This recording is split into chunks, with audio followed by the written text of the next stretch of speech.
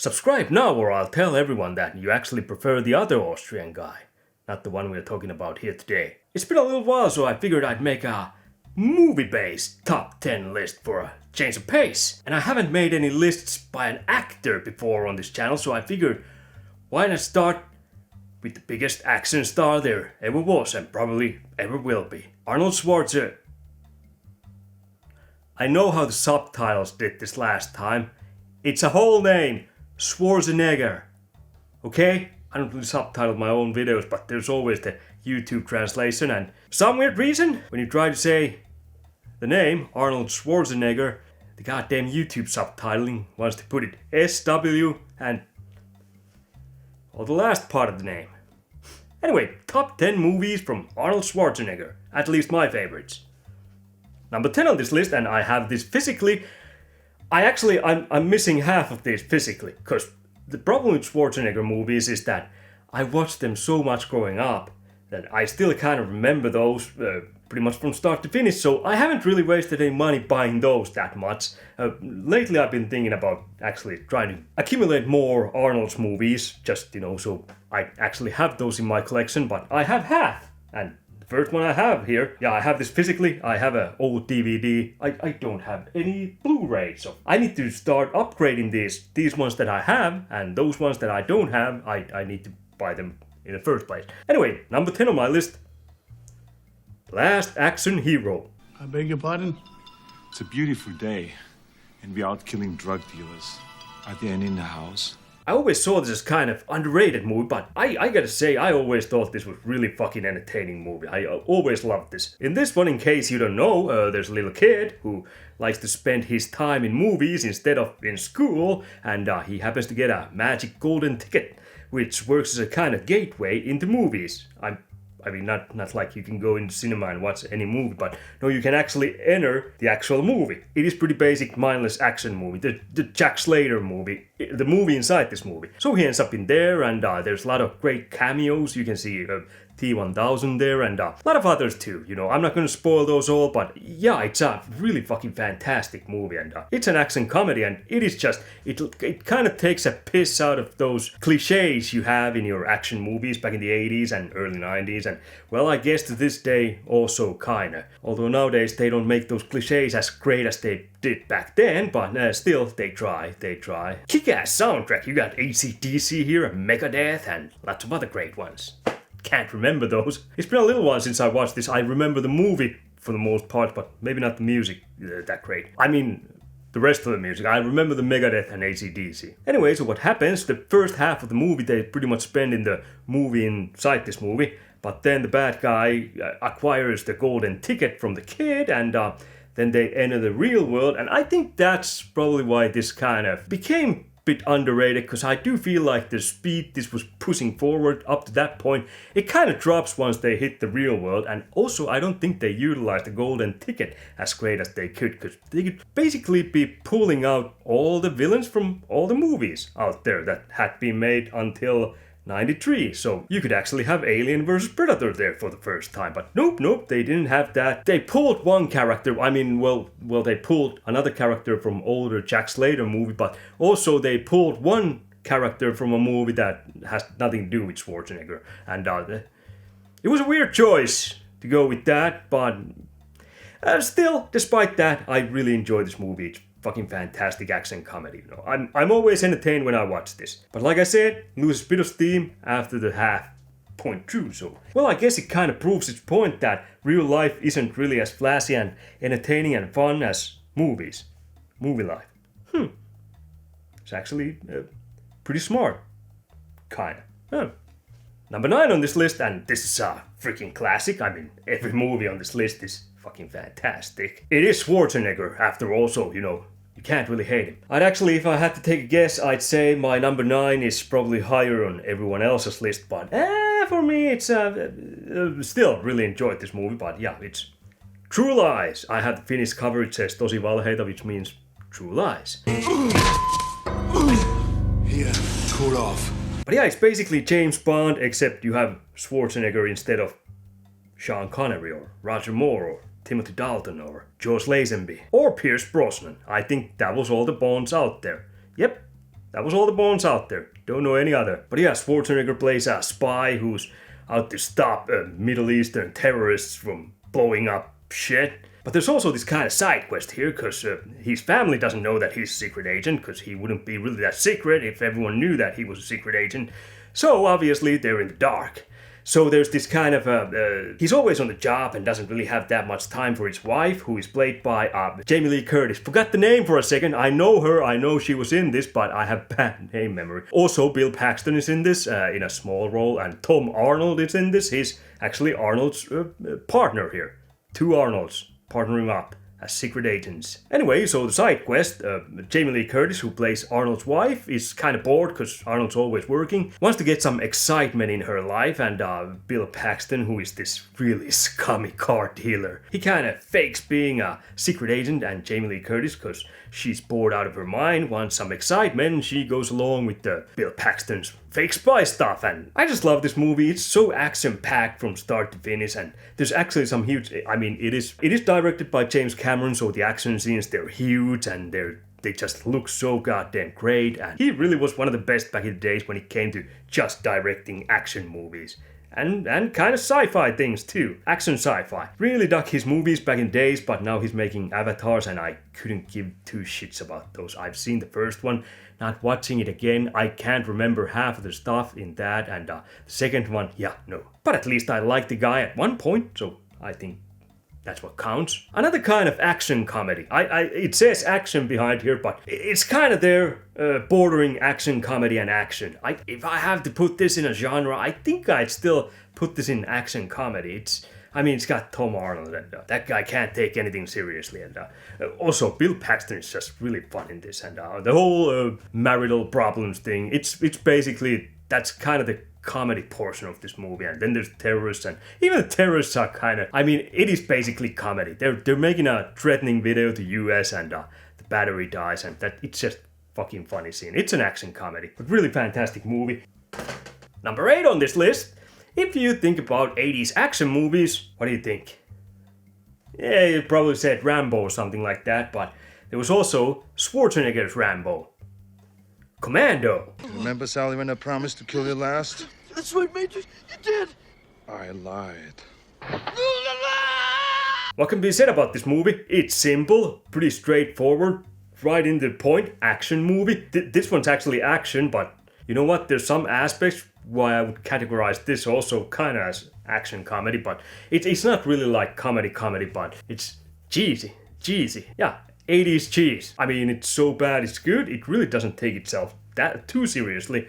So yeah, you got some of the best one-liners from Arnold in this. I fucking love this movie. This one also has Alyssa Milano, who plays Schwarzenegger's daughter in this, and she gets kidnapped by the bad guys, and the bad guys are blackmailing Schwarzenegger's character to go and assassinate this president of another country, but he basically says fuck it and immediately goes and tries to rescue his daughter.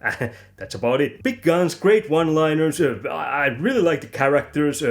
Bill Duke is in this, who I always thought was underrated, and also this one has what the hell is the guy's name? I always keep forgetting the guy who played he was the bad guy in The Warriors. Fucking loved him. Well, I can't remember his name, but that little weaselly guy, he was just always fucking fantastic. And of course, the main bad guy, well, there's the general guy who wants to take over the other country by making Schwarzenegger kill the president of that country. Even though he's kind of the leader of the bad guys, he's kind of the second baddest. Really familiar actor too, but can't remember. But the main bad guy, who was actually part of Schwarzenegger's Commando team before this movie's events took place. He's played by that Mohawk guy from Mad Max 2.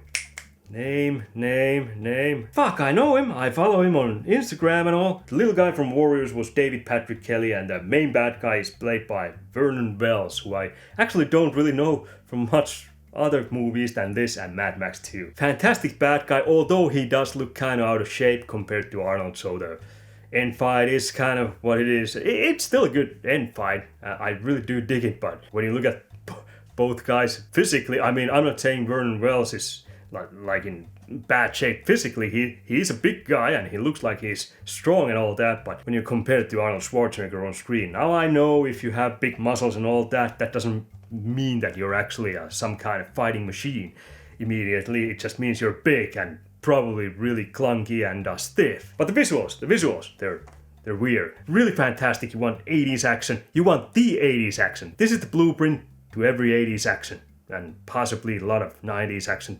This is the blueprint to action films. If there's patient zero to 80s action movies, this is it. Possibly Invasion USA.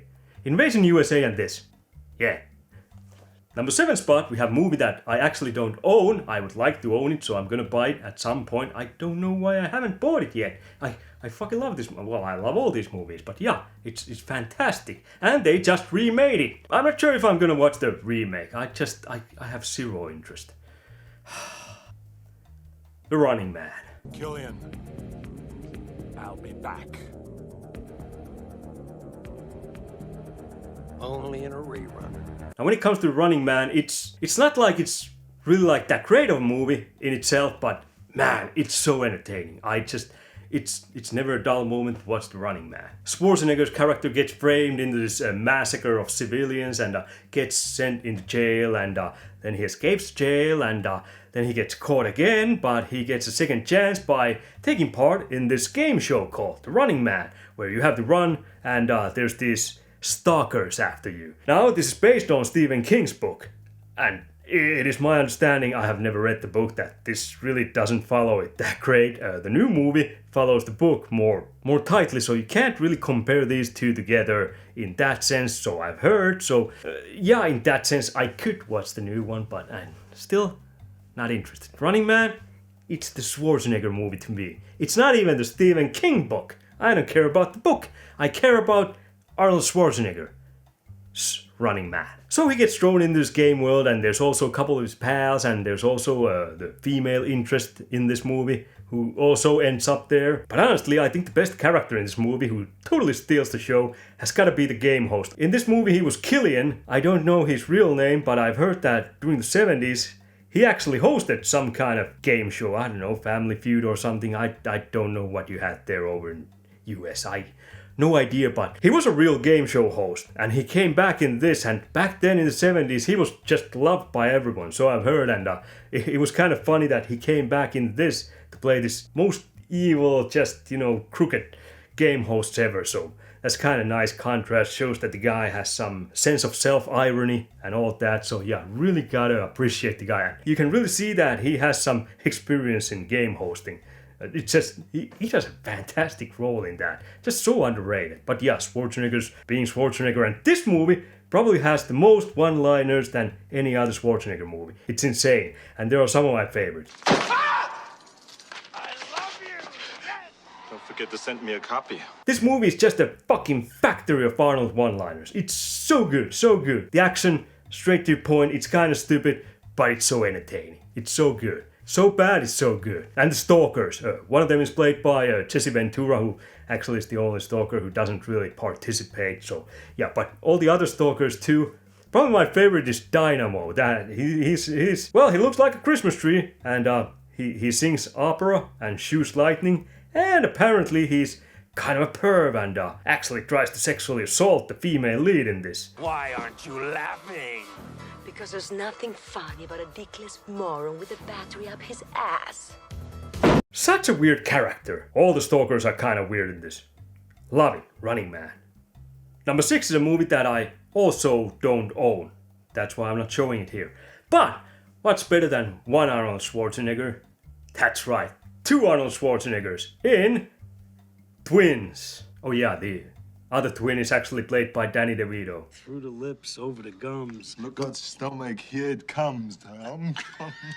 Yeah, I always loved this movie. It's so fantastic. I think this is the best Arnold Schwarzenegger comedy out there. It's just so goddamn good. I think it's a stroke of genius to actually pair up Arnold Schwarzenegger and Danny DeVito as twins. I mean, they're pretty much the complete opposites, physically and in this movie, mentally too. Really interesting idea where both were kind of grown in a bit more lab surroundings. They were cooked up by scientists. I don't actually remember the story like that detailed, but I'm guessing they kind of wanted to make a bit more perfect children, so they made Schwarzenegger and Danny DeVito is the part that usually kind of, you know, when you're doing it with a girl and you want to get her pregnant, well, when you pull out your dick, it kind of splurts out in the bed sheets. That's Danny DeVito compared to Schwarzenegger in this. Now, Schwarzenegger in this movie has grown in this private island with this scientist guy who is his father, and he doesn't really know much about the outside world, which is great. I always love that kind of thing in comedy where they kind of take fish out of the water, except this time it's Schwarzenegger out of a deserted island almost. He basically hears that he has a brother, so he decides to go and look for him. So yeah, Schwarzenegger finds his brother, and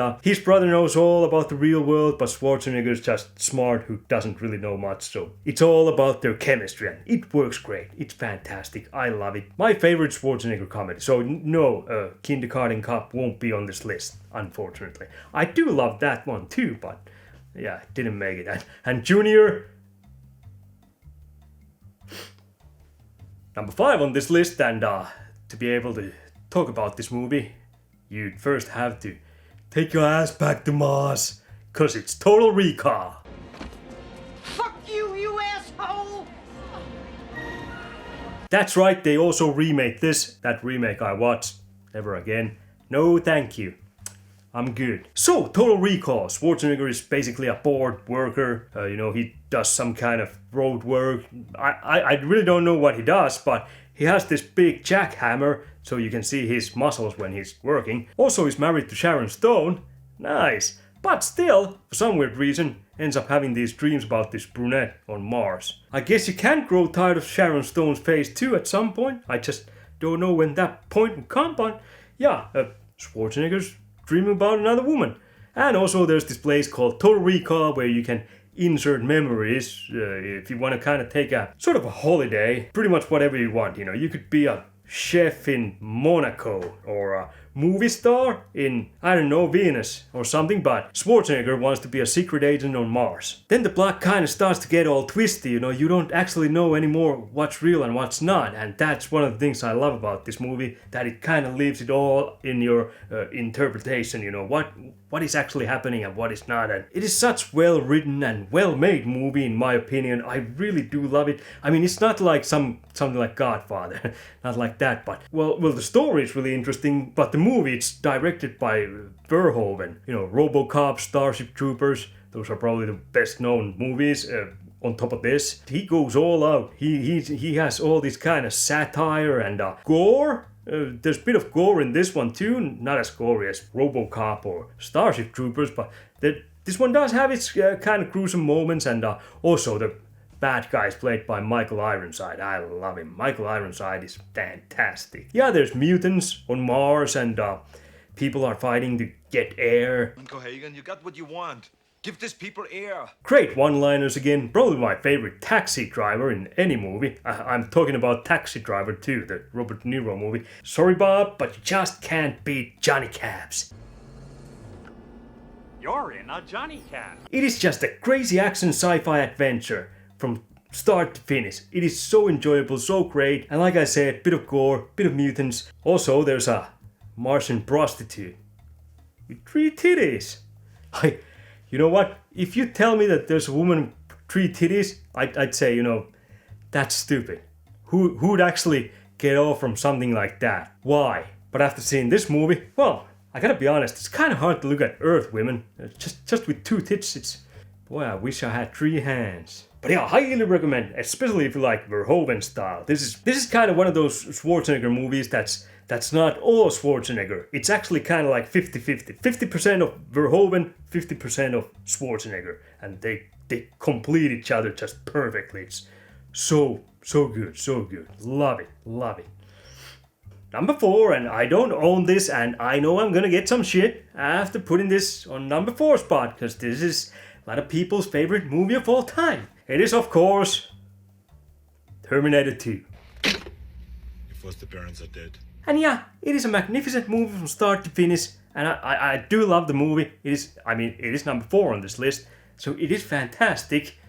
But, well, there's always this kind of online arguments going on, which one's better, the first one or the second one. Well, Terminator 2 is number 4 on this list, so I don't know, maybe the first one didn't make this list at all. Who knows? But yeah, seriously, again, James Cameron directed this, and you can really see that, all the effects. so big. I think this was, if not then one of the most expensive movies made back when this was actually made. It is so good, and Robert Patrick plays T-1000. He's probably my favorite character in this movie. I mean, I'm not like favorite character in the sense that I like that character, but he does the best job with his character being just an emotionless T-1000, and he pretty much transformed himself into T-1000. I mean, he exercised like a lunatic. They had to tell him to slow down when he was running after a motorcycle in this movie because he was catching up to a motorcycle all the time. It's insane, and just his movement and how he's shooting gun and just, interacting with surroundings and other people in this. Other people, he's not a person, he's the Terminator, he's T-1000, but interacting with people in this. And just trying to find, because in the first one, they're trying to kill Sarah Connor, who is John Connor's mom. If you didn't know that, John Connor is kind of this big deal in the future. He saves the planet from evil robots who are called Terminators. So yeah, they kind of want to go back in time and kill him before he does that, which is a smart move. But yeah, having Robert Patrick as this liquid metal Terminator who can change into any person or anything sharp, that's fucking scary. That is scary. Although this is not like a horror movie. This is more action. This is action sci-fi movie basically, and yeah, it's really fantastic. One of the best action sci-fi movies ever made. Not gonna argue there. When it comes to Terminator 2, it's always, I kind of take a bit of a defensive position, because people are always praising the shit out of this movie, and it is for a good reason. It is a fantastic movie. It's near perfect movie. But, it doesn't rank, it's not even in top 3 in my favorite Schwarzenegger movies list. As you can see, it's number 4. I always kind of gotta make them ready for the impact I'm gonna give when it's not my favorite Schwarzenegger movie, because this really is a lot of people's favorite Schwarzenegger movie. It is really polished, it is just so well made, big money movie. It's just, I can't really say much bad things about this. Although there is one thing that always fucking pisses me off, which I think is really fucking stupid. The Terminator, Schwarzenegger's Terminator, T-800, he's trying to be more human-like, trying to learn all the things, humans do, say all the phrases and maybe a bit of the facial expressions and all that. He does learn all those, he does learn how to smile and all that. But then there's this one scene where he grabs the minigun. They're in this underground bunker or little storage, that's full of weapons, and he grabs this minigun, turns into John Connor, and then he smiles. There was no need to smile there. There was. It's not like John Connor said that this is a point where you should smile. He just kind of smiled randomly. I don't think it fit. He shouldn't have smiled. I always hated that part. That's fucking stupid.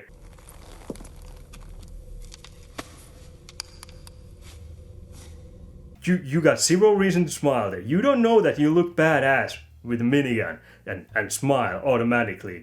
You weren't taught that yet. You were taught to smile, but not in that scene.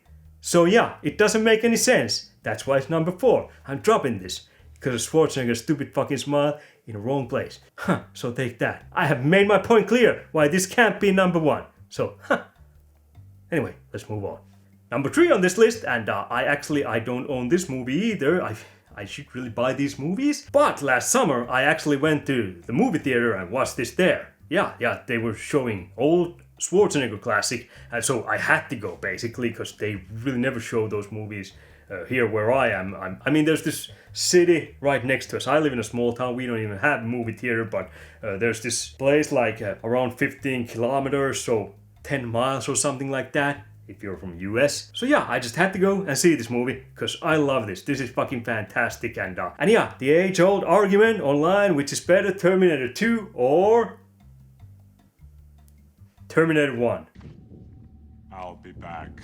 Always like Terminator 1 more. I just, second one, I mean, that is so polished, it's so great, it's so good from start to finish. There's not a lot of, things you can bitch about when it comes to that movie, just pacing and all that. It's great. But first one I actually prefer because it's not a perfect movie. It's got rough edges. I always prefer that.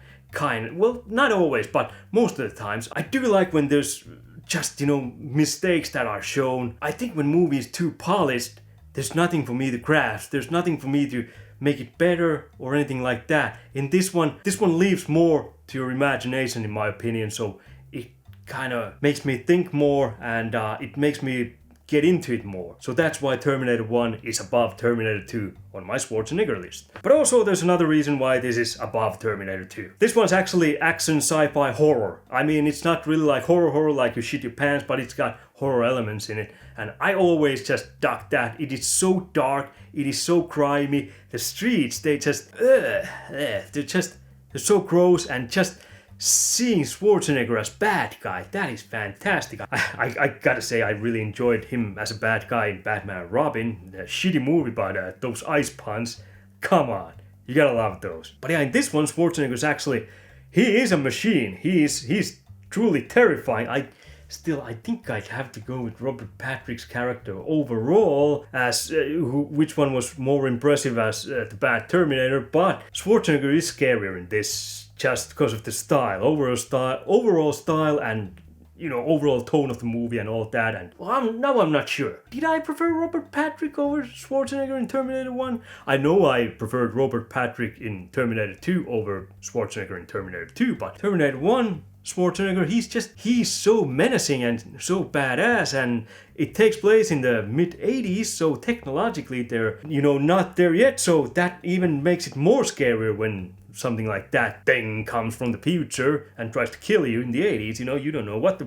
fuck you're gonna do to that thing. And also in this one, they don't send another Terminator to protect Sarah Connor, who is the mother of John Connor, who they try to kill in Terminator 2. No, in this one, they actually send a regular soldier, played by, come on, you know his name, dude from Aliens and American Dragons, and also Divide. Michael Biehn. Knew that. Michael Biehn. Yeah, it's basically man versus machine, which I think immediately makes the whole setting more terrifying. Also, Michael Biehn's character goes through the whole movie wearing a homeless man's pants. I mean, the stench must be awful. But still, Sarah is willing to have sex with him, so she really is a trooper. But yeah, so great movie. Also, Bill Paxton is in small role here, and Brian Thompson, who is a huge guy. I don't know if you know him, but he was one of the three thugs. One was Bill Paxton, and other was Brian Thompson, and the third one, well, nobody knows who the third one was. Also, Lance Henriksen is in this. I always loved Lance Henriksen. He's so goddamn good. Although, to be fair, in this one, he didn't really have like the biggest role or anything like that. He didn't really make an impact. Almost anyone could have played his role, but he was here. I was happy. I was happy to see Lance Henriksen. Good job picking him in your movie. He became a legend later on. But yeah, Steel vs. Flesh. Awesome movie. Really dark, kind of scary at times. Little bit at least. Not the scariest thing. I just love Terminator 1 more than I love Terminator 2. So suck it. Huh. Then we get to number 2 on this list, and yeah, I really need to upgrade this to, I believe there's 4K out, so I really need to get that. Not sure if I want to get 4K versions of Terminators or True Lies, because, well, I've heard that James Cameron kind of fucked those up with quality overall, so, used AI or something, and it made things kind of muddy in the background. But this one isn't actually directed by James Cameron. No, this one is directed by John Milius, and it is one of the greatest sword movies out there. Definitely the greatest barbarian movie out there. Conan the Barbarian. Grant me revenge. And if you do not listen, Then to hell with you. I've always loved this movie. This is so fantastic. Bad guy is played by James Earl Jones, who is just... He's so good at being a bad guy with that, with his overall presence, and especially that voice. That voice is, it is the voice of Darth Vader, so pretty goddamn iconic voice. I'd say I prefer James Earl Jones' voice over Morgan Freeman's voice. James Earl Jones, he and his evil posse at the beginning of this movie arrive into a little town, a little village in the middle of the forest, and there you have a lot of villagers, and there's also a happy family with a kid, and the kid grows up to be Conan. Unfortunately, the mother and father, they don't really end up that great. The father was actually played by he was the guy who Clint Eastwood fist fought against in Any Which Way But Loose, or was it Any Which Way You Can? It was the sequel.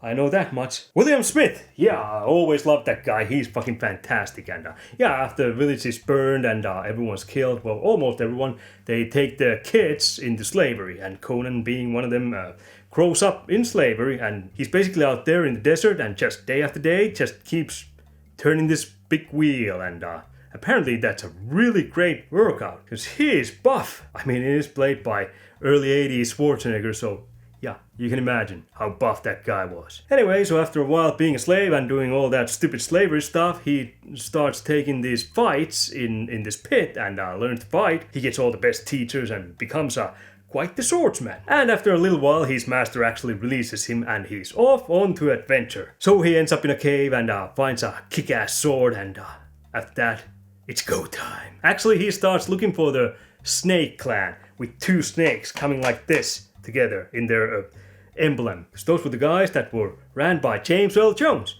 that bastard. Also, he makes friends. He finds this mage played by Mako.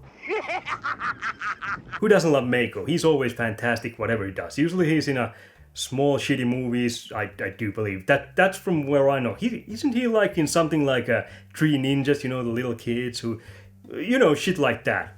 But he's always great. Mako is great. Then he also finds a thief, Subotai, played by Jerry Lopez. I actually didn't remember. I didn't know his name. What good is he then? But yeah, Subotai is a fantastic character too. I just really love his character. Such a kind of carefree, but really loyal, and yeah, bit of a rascal. In a sense, yeah. I mean, he is a thief. But while they're trying to infiltrate the Snake Tower and steal a gem from there, or jewel, they ran into this female warrior too, played by Sandal Bergman. I gotta say, fucking love her. Sandal Bergman really should have been more in. Well, now that I think about it, I haven't really seen a lot of stuff from her. I've seen this and Hell Comes to Frogtown. Loved her in both, but in this one, she actually does a really great job. I love her character. I don't think there's actually bad characters in this movie. This is so goddamn good. I really wish we could have gotten more Conan movies with Schwarzenegger. I mean, we did get Conan the Destroyer, but a bit more serious Conan movies. This had the right idea, this had the right setting, this had the right mood, this had the right music. The music is... You could actually take this as almost as a musical, because the music is really important factor that helps carry the story forward also. It is so good. I have Conan the Barbarian's, this movie's music's on my YouTube music list. Definitely my favorite soundtrack out of all Schwarzenegger movies. Last Action Hero, AC/DC and Megadeth comes really close. Also Terminator, just iconic, the main theme, but still... In this one, the music is not... It's not like a cool track that's just playing. In this one, the music is part of the story. It's the thing that makes the story live. It really is a driving force, also the music. And before that, there's the Mako doing this narration. That combined with the music at the start, it's so epic. It's so epic. Now it's too late. We did get one Conan the Barbarian movie, 2011, I think, where Jason Momoa was the barbarian. It's just didn't. No. Also, quickly, one of the things why I really do love Conan as a sword movie and kind of fantasy movie is they don't really overdo the fantasy stuff. There's some magic there, but it's not in your face, you know, like wizards fighting with fireball. Shooting lasers out of their eyes, or, you know, I don't know, farting napalm. Whatever wizards do, you know, like in Harry Potter, it's not that overdone shit. They use it really sparingly. So yeah, I really do dig that. It's more grounded fantasy in that sense. So good. Then we get to my favorite Schwarzenegger movie, and there's still one big one that wasn't on this list, and you guessed it, Red Sonja. I actually do have that physically too. I enjoy it. It's crap, but I enjoy it. It's entertaining crap. Anyway, number one, you might have already guessed this, or if you've seen my top 10 all-time favorite movies, this made it there quite high, although I need to update that list. I might actually bring this down somewhat, but it's still a fantastic movie. Love it. The original Predator. You son of a bitch. To this day, they keep making new Predator movies, and I'll say Bray was pretty good. I do love Predator 2, that is my second favorite. Also, The Predators. I actually really enjoyed that one too. I think Bray and The Predators are kind of even Steven on number 3 spot. I think I still might have to go with The Predators over Prey, just a little bit. Prey has some... The CGI just really pissed me off, and this... I don't know, it's good, but... But when it comes to Predator universe, this is the man. This is the men. This is lots of men. Lots of big, burly men with huge muscles. Well, except Hawkins. Hawkins was kind of scrawny. But he did have those pussy jokes, which were fucking fantastic. They're so dumb, so dry, so stupid. And I laugh every time. But yeah, the rest, you got Jesse Ventura here, who's a big fucking guy. I mean, he was a wrestler, so you got Sonny Landham here, the big Indian guy. Also Pancho, he wasn't really that big either. All of them were in great shape, I'm not saying that, but you know, when it comes to just pure muscle mass, then, you know, you got Schwarzenegger, you got Jesse Ventura here, you got Sonny Landham, and Bill Duke, and Carl Weathers. What a cast. But this is just so fantastic. You take a rescue team, all just really huge manly men, and you make them go in the jungle, and first you make them fight a little battle, you know, a little war there with guerrilla soldiers, and I think there were some Russians too, and yeah, it's so many explosions. It's such a fantastic action scene when they attack the village and just blow everything up. But that's only the first third of this movie. That's when the movie really begins. They have to make their way back home into a drop zone where Chopper's gonna pick them up. Well,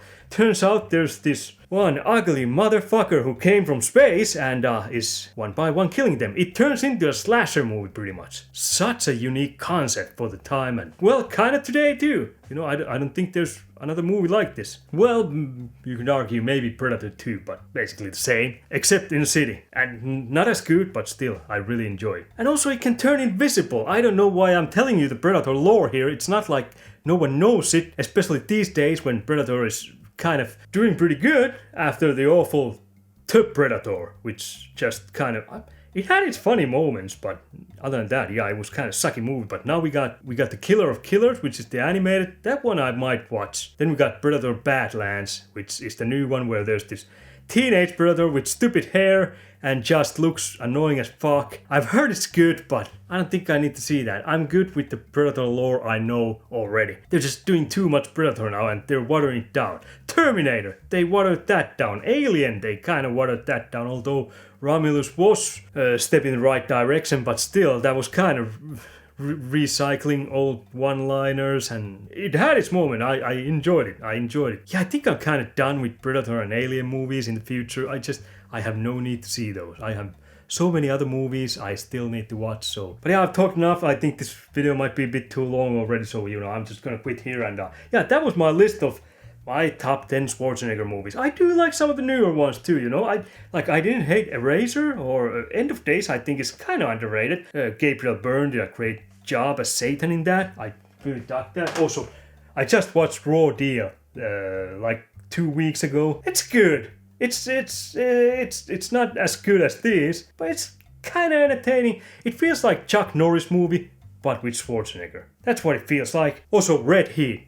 Fantastic. Also newer ones, Sabotage, that was alright. Maggie, really weird role from Schwarzenegger, dramatic role, where it's a zombie movie but it doesn't really have zombie action in it. Interesting movie.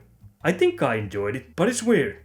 Anyway, fuck off, I'll fuck off. We meet back here when I upload more crap. What's your favorite Schwarzenegger movies? Let me guess, Terminator 2, True Lies, and then the rest are just gonna be out there like they are. Anyway, I'm just gonna go and you go do what you do. I'll be back. Goodbye, or should I say, hasta la vista, baby.